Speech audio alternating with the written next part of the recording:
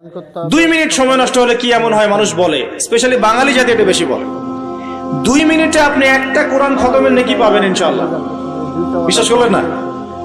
2 minute লাগবে খালি বলতে কুল হুয়াল্লাহু আহাদ আল্লাহুস সামাদ লাম ইয়ালিদ ওয়া লাম ইউলাদ ওয়া লাম ইয়াকুল লাহু কুফুয়ান আহাদ। 3 বার বলতে কয় মিনিট লাগবে? বড়জোর 2 মিনিট।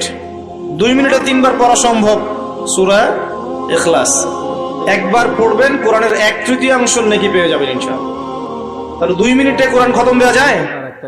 যায় কি যায় না? যায়, ফজিলত পাওয়া যায়। 2 মিনিটে আপনি বলতে পারেন আল্লাহুম্মা সাল্লি আলা মুহাম্মাদ ওয়া সাল্লিম। আমরা বলি না যে 10 মিনিট সময় দে, 10 মিনিট সময় বস গল্প করি, হ্যাঁ 10 মিনিট ফোনে নষ্ট করেন, 10 মিনিট আড্ডা পিটান, বন্ধুদের সাথে আসরের মধ্যে বসে পড়েন। 10 মিনিটে আপনি কোরআনের বিশুদ্ধ সূরাগুলো পড়তে পারবেন।